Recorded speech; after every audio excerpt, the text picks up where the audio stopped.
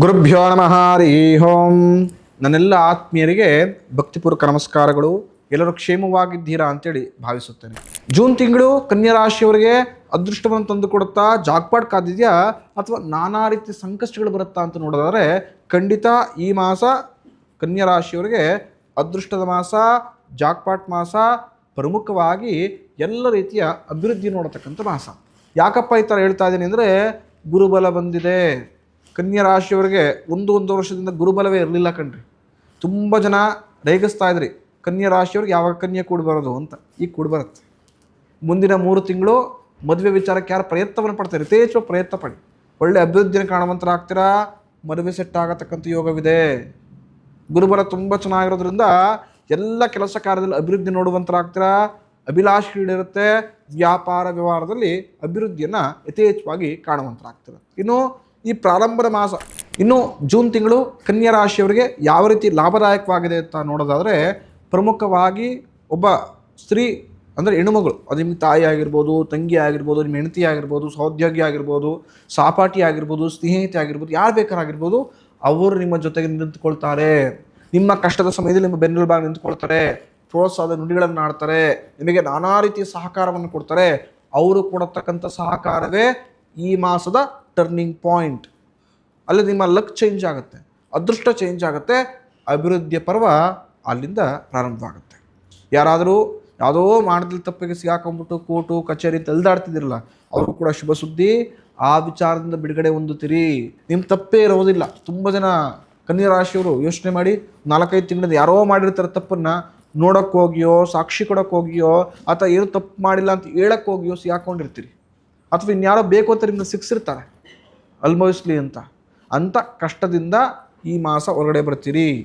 ಸುಖವನ್ನು ನೋಡ್ತೀರಿ, ಸಂತೋಷವನ್ನು ನೋಡ್ತೀರಿ. ಮಾಡ್ತಕ್ಕಂತಹ ವ್ಯಾಪಾರ ವ್ಯವಹಾರ ಉದ್ಯೋಗದಲ್ಲಿ ಲಾಭವಾಗುತ್ತೆ. ಮನೆಯಲ್ಲಿ ಶಾಂತಿ ನೆಮ್ಮದಿ ನೆಲೆಸುತ್ತೆ. ಪ್ರಮುಖವಾಗಿ ಈ ಮಾಸ ಜೂನ್ ತಿಂಗಳ ಯಾರ ಮದುವೆ ಮಾಡ್ಕೊಳ್ಬೇಕು, ಗೃಹಪ್ರವೇಶವನ್ನು ಮಾಡಬೇಕು ಅಂತ ಖಂಡಿತ ಮುಂದುವರಿರಿ. ತಿಳಿದಿರಲಿ, ಈ ಮಾಸ ನೀವು ಕೈಗೊಳ್ಳತಕ್ಕಂತಹ ಎಲ್ಲ ಹೊಸ ವ್ಯಾಪಾರ ವ್ಯವಹಾರ ಉದ್ಯೋಗದಲ್ಲೂ ಕೂಡ ಲಾಭವಾಗುತ್ತೆ. ಯಾರು ಹೊಸದಾಗಿ ಒಂದು ಬಿಸ್ನೆಸ್ ಶುರು ಮಾಡಬೇಕು ಅಂತಿದ್ದವರು, ಹೊಸದಾಗಿ ಅದು ಸ್ಟಾರ್ಟಪ್ ಮಾಡಬೇಕು, ಪಾರ್ಟ್ನರ್ಶಿಪ್ ಬಿಸ್ನೆಸ್ ಮಾಡಿದವರು ಕೂಡ ಈ ಮಾಸ ಲಾಭ.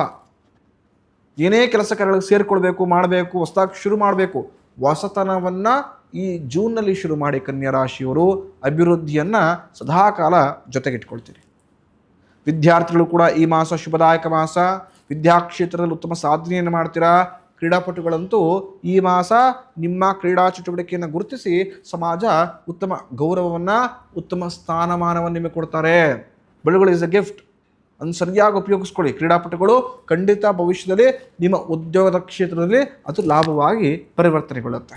ಇನ್ನು ಈ ಮಾಸ ತುಂಬ ಜನ ಕನ್ಯಾ ರಾಶಿಯವರು ವಸ್ತುಗಳನ್ನು ಖರೀದಿ ಮಾಡ್ತೀರಿ. ಅದು ಬೆಲೆ ಬಾಳತಕ್ಕಂಥ ವಸ್ತು ಆಗಿರಲಿ, ಮನೆಗೆ ತರತಕ್ಕಂಥ ವಸ್ತುಗಳಾಗಿರಲಿ, ಅಥವಾ ಅಭಿವೃದ್ಧಿಯ ವಸ್ತುಗಳಾಗಿರಲಿ, ಏನು ಬೇಕಾಗಿರ್ಬೋದು, ಆ ಎಲ್ಲ ವಸ್ತುಗಳನ್ನು ಈ ಮಾಸ ಖರೀದಿ ಮಾಡುವಂತರಾಗ್ತೀರಾ. ಜಾಕ್ಪಾಟ್ ಅಭಿವೃದ್ಧಿ ನೋಡುವಂತರಾಗ್ತೀರಾ. ಅದೃಷ್ಟವನ್ನು ನೋಡುವಂತರಾಗ್ತೀರಾ. ಪ್ರತಿಯೊಬ್ಬರು ಕೂಡ ಕೇಳ್ತಕ್ಕಂತಿದೆ, ಅದೃಷ್ಟ ಬರಲಿ, ಲಾಭವಾಗಲಿ, ಮನೆಗೊಂದು ವಸ್ತು ಖರೀದಿ ಮಾಡೋಣ. ಮನೇಲಿರತಕ್ಕಂಥವ್ರಿಗೆಲ್ಲ ಕೂಡ ಒಂದು ಸ್ವಲ್ಪ ಖುಷಿಯಾಗಿರತಕ್ಕಂಥದ್ದು. ಪ್ರತಿಯೊಬ್ಬರು ಈ ಉದ್ದೇಶಕ್ಕೆ ಬೆಳಗ್ಗೆ ರಾತ್ರಿ ಅಂತ ನೋಡಿದ್ರೆ ದುಡಿಯೋದು. ಆದರೆ ಎಷ್ಟೋ ಜನ ದುಡಿದ್ರೂ ಕೂಡ ವ್ಯರ್ಥವಾಗಿಬಿಡುತ್ತೆ.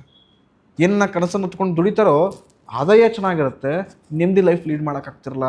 ಏನೋ ಒಂದು ಕೊರಗೆ ಇರುತ್ತೆ, ಏನೋ ಚೆನ್ನಾಗಿರೋ ವಸ್ತುನ ಮನೆ ಖರೀದಿ ಮಾಡಬೇಕು. ಒಂದು ಸಮಯ ಇದ್ದರೆ ಹಣ ಇರೋದಿಲ್ಲ, ಹಣಕಾಸಿದ್ರೆ ಸಮಯ ಇರೋದಿಲ್ಲ. ಈ ಥರ ನಾನಾ ರೀತಿ ಸಂಕಷ್ಟಕ್ಕೆ ಸಿಗಾಕೊಂಡ್ಬಿಟ್ಟಿರ್ತೀರಿ. ಅಂಥ ಸಂಕಷ್ಟ, ಅಂಥ ವ್ಯತೆ ಈ ಮಾಸದಿಂದ ಹಿಂದೆ ಹೋಗ್ಬಿಡುತ್ತೆ, ಅಂದರೆ ಕಳೆದೋಗ್ಬಿಡುತ್ತೆ. ಮನೆಗೆ ಐಷಾರಾಮಿ ವಸ್ತುಗಳನ್ನು ಖರೀದಿ ಮಾಡ್ತೀರಿ. ತುಂಬ ದಿನಗಳಿಂದ ಈ ವಸ್ತು ನಂತರ ಇದ್ದರೆ ತುಂಬ ಚೆನ್ನಾಗಿರ್ತಿತ್ತು, ಜೀವನ ಇನ್ನೂ ಸುಂದರವಾಗಿರ್ತಿತ್ತು ಅಂತ ಅಂದ್ಕೊಂಡಿರ್ತಿರಲ್ಲ, ಆ ವಸ್ತು ಖರೀದಿ ಮಾಡತಕ್ಕಂಥ ಅನುಗ್ರಹವನ್ನು ಭಗವಂತ ಮಾಡಿಕೊಟ್ಟಿದ್ದಾನೆ. It's a plus point. ಮನಸ್ಸು ತೃಪ್ತಿ ಆದರೆ ಜೀವನದಲ್ಲಿ ಎಂಥದೇ ಸಂಕಷ್ಟ ಬಂದರೂ ಕೂಡ ಎದುರಿಸ್ಬೋದು. ಮನಸ್ಸು ತೃಪ್ತಿ ಆಗಿಲ್ಲ, ಮಾನಸಿಕ ಕುಗ್ಗಿದ್ದೀನಿ ಅಂದರೆ, ಸಣ್ಣ ಇರುವೆ ಟೈಮ್ ಚೆನ್ನಾಗಿಲ್ಲ ಅಂದರೆ ಯಾವ ರೀತಿ ಕಾಣುತ್ತೆ. ಕಚ್ಚಿದ ತಕ್ಷಣ ಇರುವೆ ಪ್ರಾಣವೇ ಹೊಟ್ಟೋಯ್ತು ಅಂತ ಕಲ್ಪನೆ ಹೊಟ್ಟೋಗ್ಬಿಡ್ತೀವಿ. ಆದರೆ ಟೈಮ್ ಚೆನ್ನಾಗಿತ್ತು, ಮನಸ್ಥಿತಿ ಚೆನ್ನಾಗಿತ್ತು ಅಂದರೆ ಮುಂದೆ ದೊಡ್ಡ ಆಗಿದ್ರು ಕೂಡ ಇರುವೆ ರೀತಿ ಕಾಣುತ್ತೆ. ಆವತ್ತಾನೆ ಸೈಡಿಗೆ ಹಾಕ್ಬಿಟ್ಟು ಮುಂದೆ ಕೆಲಸ ನೋಡೋಣ ಅಂತ. ಅಂದರೆ ಮನಸ್ಥಿತಿ ಚೇಂಜ್ ಆಗಬೇಕು. ಆ ಉತ್ತಮ ಮನಸ್ಥಿತಿ ಈ ಮಾಸದಿಂದಲೇ ಕನ್ಯಾ ರಾಶಿಯವ್ರಿಗೆ ಚೇಂಜ್ ಆಗತಕ್ಕಂಥದ್ದು. ಮನಸ್ಥಿತಿ ಚೇಂಜ್ ಆದರೆ ಆಟೋಮೆಟಿಕ್ಲಿ ಅದೃಷ್ಟ ಬರುತ್ತೆ ಅಂತ ಅರ್ಥ. ಇನ್ನು ಈ ಮಾಸ ಕನ್ಯಾ ರಾಶಿಯವರು ಅಧಿಕ ಪ್ರವಾಸವನ್ನು ಮಾಡೋ ಮುಖಾಂತರ, ಅಧಿಕವಾಗಿ ಓಡಾಡೋ ಮುಖಾಂತರವೇ ನಾನಾ ರೀತಿಯ ಸಂಕಷ್ಟಕ್ಕೆ ಇದು ಮಾಡ್ಕೊಳ್ತೀರಿ. ಪ್ರಯಾಣ ಎಷ್ಟು ಮಾಡ್ತಾ ಹೋಗ್ತಿರೋ ನಿಮ್ಮ ಆರೋಗ್ಯ ಹದಗೆಡುತ್ತೆ, ಆರೋಗ್ಯದಲ್ಲಿ ಏರುಪೇರಾಗುತ್ತೆ, ಸ್ವಲ್ಪ ಸುಸ್ತು ಮತ್ತೊಂದಾಗತಕ್ಕಂಥ ಸನ್ನಿವೇಶಗಳು ಬರ್ಬೋದು. ಸ್ವಲ್ಪ ಆರೋಗ್ಯದ ಮೇಲೆ ಎಷ್ಟು ಗಮನ ಹರಿಸ್ತಿರೋ ಅಷ್ಟು ಲಾಭದಾಯಕ. ಇನ್ನು ಈ ಮಾಸ ಸ್ವಲ್ಪ ಹಣಕಾಸಿನ ವಿಚಾರದ ಬಗ್ಗೆ ಸ್ವಲ್ಪ ಗಮನ ಹರಿಸಿ. ದುಡ್ಡು ಇನ್ಕಮ್ ಜಾಸ್ತಿ ಆಗ್ತಾ ಇದೆ ಅಂತೇಳಿ ಖರ್ಚು ಮಾಡೋಕ್ಕೆ ಹೋಗಬೇಡಿ. ಪಡೆದಿದ್ದೆಲ್ಲವೂ ಕೂಡ ಇನ್ನೆಲ್ಲ ಕಳ್ಕೊಳ್ಬೇಕಾಗೋ ಸಂದರ್ಭ ಬಂದ್ಬಿಡ್ಬೋದು. ಸ್ವಲ್ಪ ಹಣಕಾಸಿನ ವಿಚಾರದ ಮೇಲೆ ಗಮನ ಹರಿಸಿ ತದನಂತರ ಖರ್ಚು ಮಾಡತಕ್ಕಂಥದ್ದು. ಆತ್ಮೀಯರೇ ಮೋಸ ಮಾಡ್ತಾರೆ ಕಣ್ರಿ ಈ ಮಾಸ ನಿಮಗೆ. ಯಾರು ನೀವು ಆತ್ಮೀಯರು ಅಂತ ಬ್ಲೈಂಡಾಗಿ ನಂಬಿಟ್ಟಿರ್ತೀರಿ, ಆತನಿಗೊಂದು 2 ಕೋಟಿ ಇದ್ರ ನಂತರ ಎತ್ಕೊಟ್ಬೋಣ ಕಣಪ್ಪ, ಆತ ಸೆಟ್ಲ್ ಆದರೆ ಸಾಕು, ನನ್ನ ಜೀವನ ನನ್ನ ಸೆಟ್ಲ್ ಮಾಡ್ತಾನೆ. ಯಾರನ್ನಾರ ಜೀವನದಲ್ಲಿ ಕಣ್ಮುಚ್ಚಿ ನಂಬ್ತೀನಿ ಅಂದರೆ ಆ ವ್ಯಕ್ತಿನ ಅಂತ ನೀವು ಭ್ರಮಾಲೋಕದಲ್ಲಿ ಬದುಕ್ತಿರ್ತಿರಲ್ಲ, ಅಂಥವರಿಗೆ ಸಮಾಜ ಏನೋ, ಪರಿಸ್ಥಿತಿ ಏನೋ, ವ್ಯಕ್ತಿಗಳೇನೋ ಅಂತ ಈ ಮಾಸ ಭಗವಂತ ಕನ್ನಡ ತೋರಿಸ್ತಾನೆ. ಗೊತ್ತಾಗುತ್ತೆ ನಿಮಗೆ ಯಾರನ್ನ ನಂಬಿದ್ದೆ, ನಂಬಿ ಏನನ್ನು ಕಳ್ಕೊಳ್ತಾ ಇದ್ದೆ ಜೀವನದಲ್ಲಿ ಅಂತ. ಅದನ್ನು ಸರಿಪಡಿಸ್ಕೊಡಿ.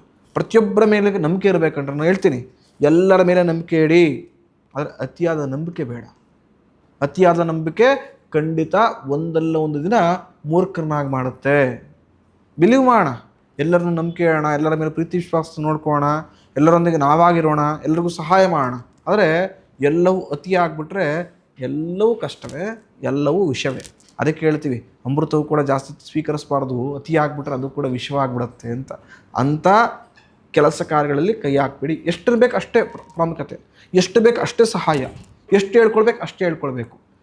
ಇಷ್ಟು ಬೌಂಡ್ರಿಗಳನ್ನು ಕನ್ಯಾ ರಾಶಿಯವರು ಹಾಕ್ಕೊಳ್ತಾ ಹೋಗಿ ಖಂಡಿತ ಲಾಭದಾಯಕವಾಗುತ್ತೆ. ಸ್ನೇಹಿತರಲ್ಲಿ ಸ್ವಲ್ಪ ಮಟ್ಟಿಗೆ ವಿರೋಧವನ್ನು ಕಾಣ್ತೀರಾ, ಸ್ವಲ್ಪ ಬಾಂಡಿಂಗ್ ಕಮ್ಮಿ ಆಗ್ತಾ ಬರ್ತಾ ಇದೆ, ಅನ್ಯೋನ್ಯತೆ ಕಮ್ಮಿ ಆಗ್ತದೆ. ಸ್ನೇಹಿತರಿಗೆ ಮೊದಲೇದಂಥ ಫ್ರೆಂಡ್ಶಿಪ್ಪು ಬಾಂಡಿಂಗ್ ಈಗಿಲ್ಲ ಅಂತ ಮನಸ್ಸಿನಲ್ಲಿ ವ್ಯಥೆ ಪಡ್ತೀರಿ. ಇನ್ನು ಹೃದಯ ಸಂಬಂಧಪಟ್ಟಂಥ ಕಾಯಿಲೆಯಿಂದ ಯಾರು ಬಳಲ್ತಾ ಇದ್ದರೆ, ಸ್ವಲ್ಪ ವಿಚಾರವಾಗಿ ಟ್ರೀಟ್ಮೆಂಟಲ್ಲಿದ್ದರೆ, ಮೆಡಿಕೇಷನ್ಸಲ್ಲಿದ್ದರೆ ಕನ್ಯಾ ರಾಶಿಯವರು ಸ್ವಲ್ಪ ವೈದ್ಯರನ್ನ ಜಾಗೃತವಾಗಿ ಪರಿಶೀಲನೆ ಮಾಡಿಸ್ಕೊಳ್ಳಿ. ನಿಮ್ಮ ಬಾಡಿ ಕಂಪ್ಲೀಟ್ ಚೆಕಪ್ ಮಾಡಿಸ್ಕೊಳ್ಳಿ, ಹೃದಯಕ್ಕೆ ಸಂಬಂಧಪಟ್ಟಿದ್ದಂಥ ಪರೀಕ್ಷೆಗಳನ್ನು ಮಾಡಿಸ್ಕೊಳ್ಳಿ. ಈ ಮಾಸ ಸ್ವಲ್ಪ ಹೃದಯ ಸಂಬಂಧಪಟ್ಟ ಕಾಯಿಲೆ ಇದ್ದವರು ಆರೋಗ್ಯದಲ್ಲಿ ಏರುಪೇರು ಕಾಣ್ತಾರೆ ಅಂತೇಳಿ. ಹಾಗೆಯೇ ಈ ಮಾಸ ಯಾರು ಹಣಕಾಸಿನ ವ್ಯವಹಾರಗಳನ್ನು ಮಾಡ್ತಾರೋ, ಇಂಟ್ರೆಸ್ಟ್ಗಳನ್ನು ಅಥವಾ ಬಡ್ಡಿ ವ್ಯವಹಾರಗಳನ್ನು ಮಾಡ್ತಾರೋ ಅಥವಾ ಫಿನಾನ್ಸ್ ವ್ಯವಹಾರಗಳನ್ನು ಮಾಡ್ತಾರೋ ಅವರು ಜಾಗ್ರತೆಯಿಂದಿರಿ. ಹಣವನ್ನು ಕಳ್ಕೊಳ್ಬೋದು. ಯಾರೋ ಬಂದು ಜಾಸ್ತಿ ಏನೋ ಕೊಟ್ಬಿಡ್ತಾರೆ, ಜಾಸ್ತಿ ಇಂಟ್ರೆಸ್ಟ್ ಆಸೆಯಲ್ಲಿ ಕೊಟ್ಬಿಟ್ಟು ಕಷ್ಟಪಟ್ಟು ಸಂಪಾದನೆ ಮಾಡಿ ನಿಮ್ಮ ಹಣವನ್ನು ಕಳ್ಕೊಳ್ಬೇಡಿ. ಮಿತದಿಂದ ಧರ್ಮದಿಂದ ಎಷ್ಟು ಕೊಟ್ಟು ಮಾಡಬೇಕು ಅಷ್ಟೇ ವ್ಯವಹಾರವನ್ನು ಮಾಡುವಂಥದ್ದಾಗಿ. ಇನ್ನು ಕನ್ಯಾ ರಾಶಿಯವರು ಈ ಮಾಸ ನವಗ್ರಹಗಳ ಆರಾಧನೆ ಮಾಡಿ. ಆದಿತ್ಯ ನವಗ್ರಹ ದೇವಸ್ಥಾನಕ್ಕೆ ಹೋಗತಕ್ಕಂಥದ್ದು, 9 ಪ್ರದಕ್ಷಿಣೆಯನ್ನು ಮಾಡಿ ನವಗ್ರಹ ದೇವಸ್ಥಾನಕ್ಕೆ ಹೋಗಿ ಅಲ್ಲಿ ನಿಮಗೆ ನವಗ್ರಹ ಧಾನ್ಯಗಳನ್ನು ದಾನವಾಗಿ ಕೊಡತಕ್ಕಂಥದ್ದು, ಹಸುಗೆ ಗೋಗ್ರಾಸವನ್ನು ತಿನ್ನಿಸತಕ್ಕಂಥದ್ದು, ಈ ರೀತಿ ಸರಳ ಪರಿಹಾರವನ್ನು ಮಾಡ್ಕೊಳ್ಳಿ. ಖಂಡಿತ ಅದೃಷ್ಟ ಚೇಂಜ್ ಆಗಿದೆ, ಲಾಭ ಜಾಸ್ತಿ ಪಡೆದುಕೊಳ್ತೀರಿ. ಇನ್ನು ಯಾರು ಭವಿಷ್ಯ ದರ್ಶನ ಯೂಟ್ಯೂಬ್ ಚಾನಲ್ನ ಸಬ್ಸ್ಕ್ರೈಬ್ ಮಾಡ್ಕೊಂಡಿಲ್ಲ, ಯಾರು ನಮ್ಮ ಫೇಸ್ಬುಕ್ ಇನ್ಸ್ಟಾಗ್ರಾಮ್ ಪೇಜ್ಗಳನ್ನ ಫಾಲೋ ಮಾಡಿಲ್ಲ, ಆದಷ್ಟು ಬೇಗ ಫಾಲೋ ಮಾಡಿ. ಪ್ರತಿನಿತ್ಯವೂ ಕೂಡ ಉಪಯುಕ್ತ ಮಾಹಿತಿಗಳನ್ನು, ಜ್ಯೋತಿಷ್ಯ, ಧಾರ್ಮಿಕ ಅಥವಾ ಪೂಜೆ ಪುನಸ್ಕಾರದ ಸಂಪೂರ್ಣ ಸರಳ ಪರಿಹಾರಗಳನ್ನು ನಾನು ಕೊಡ್ತಾ ಬರ್ತೇನೆ. ನಮ್ಮನ್ನು ಫಾಲೋ ಮಾಡೋ ಮುಖಾಂತರ ನಮ್ಮನ್ನು ಪ್ರೋತ್ಸಾಹಿಸಿ ಅಂತ ನಾನು ಕೇಳ್ಕೊಳ್ತೇನೆ. ಶುಭಮಸ್ತು.